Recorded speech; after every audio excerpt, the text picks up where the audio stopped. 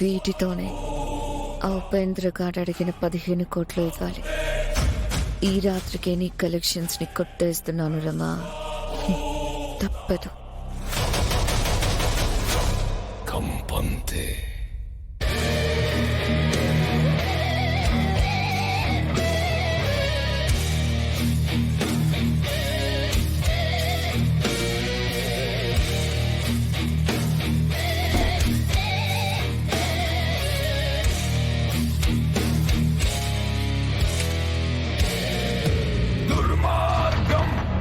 ఇది దుర్మార్గం.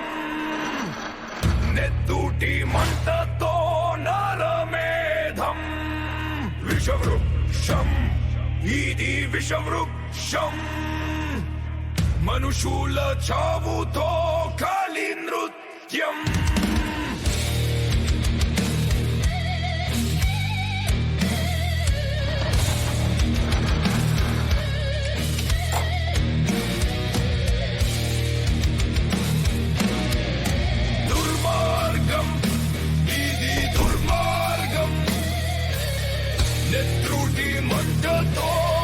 ఇవి నా దగ్గరుంటే దొరికిపోతాను. వెంటనే సేల్ చేసేయడం బెటర్.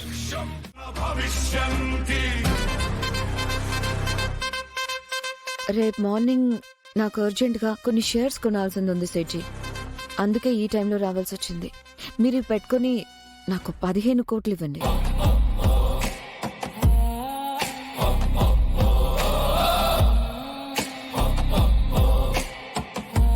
ఓహో, చాలా ప్యూర్ గోల్డ్ జీ. మరి ఏమనుకుంటున్నారు? అవి మామూలు హారాలు కాదు. మా సంస్థానంలో వీటి ఒక్కొక్క దానికి ఒక్కో చరిత్ర ఉంది. కాకపోతే 15 కోట్లు అంటే కష్టం జీ. సేటు, అవి 30 కోట్ల విలువైనవి. ఇప్పుడున్న గోల్డ్ రేట్ కి ఇంకా ఎక్కువే ఉంటుంది. నేను చమన్ లాల్ గారు కూడా చెప్పాను. వద్దంటే చెప్పండి. ఆగండి జీ, తీసుకుంటాను జీ. కాకపోతే 15 crores అంటే అంత లిక్విడ్ ఇంట్లో ఉండదు కదా. రేపు మార్నింగ్ రండి, ఇస్తాను. సరే, నేను 11కి వస్తాను.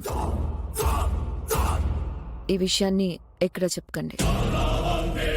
సంస్థానానికి యువరాని కదా, బాగోదు. మీకు మాకు మధ్య ఉంటుంది. నాకు కావాల్సింది కూడా అదేగా. ఇది చామంతి మీదకెళ్ళి ప్రేమ మీదకి పోతుంది. ఆ 15 కోట్లు ఉపేంద్ర గారికి ఇచ్చేస్తే నేనే రాజావారి రాణివారి మనవరాలని ప్రూఫ్స్ ఇచ్చేస్తాను.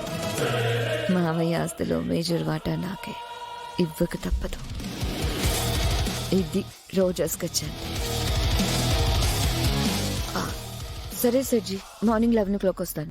సరే అమ్మా. నగలేవని చూసి అరుస్తున్నట్టుంది. నా హారాలేవి ఏం చేసావు? నేనేం చేశాను అమ్మగారు? నిన్న తాళం వేసి అప్పుడే మేక ఇచ్చేసాను కదండి. ఇచ్చావు.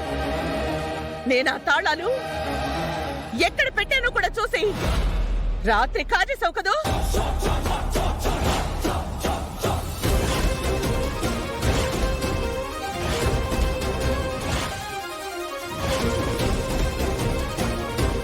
అయ్యో, నాకేం తెలియదు అమ్మగారు. నువ్వే చేసావు, నువ్వే చేసావు, నువ్వే చేసావు.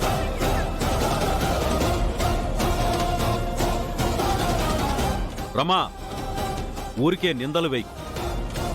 సరిగ్గా చూసుకుని మాట్లాడు. చూశాను హర్ష. ఇదే ఇదే నా కలెక్షన్స్ అన్నీ మూట కట్టుకుపోయింది.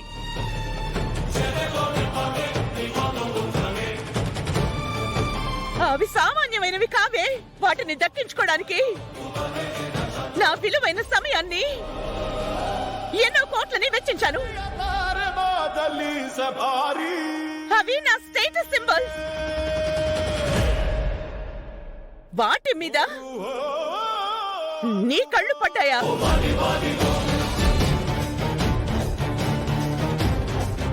అవి నా దగ్గర లేకపోతే నేను క్షీణించిపోయి చచ్చిపోతానే.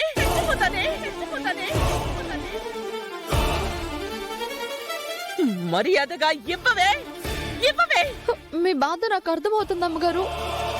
కానీ మీరు ఇక్కడ ఎంత చెప్పినా నేను తీస్తేనే కదా మీకు ఇవ్వడానికి. పరాయి సొమ్ముకి నేను ఆశపడనండి. అంత విలువైనవి నాకెందుకండి?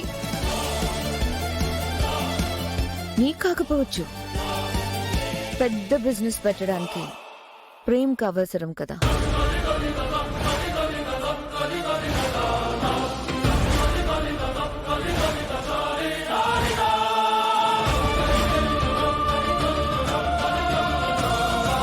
కార్ తోలి ఛాలెంజ్ లో ఎప్పటికీ గెలవాలని నీ దగ్గర బాధపడి ఉంటాడు.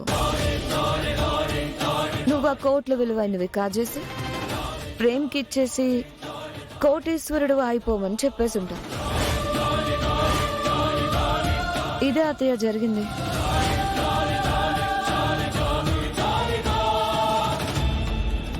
మీ ఇష్టానికి ఏదేదో ఊహించుకొని నోరు జారకండి వదిన గారు. నా కష్టాన్ని నేను నమ్ముకున్నాను. నేను చామంతి దగ్గరేమీ ఏడవలేదు. అసలు తను అలాంటిది కాదు. ఈ కాకమ్మ కబుర్లు నా దగ్గర చెప్పకు. రోజా చెప్పిందే నిజం.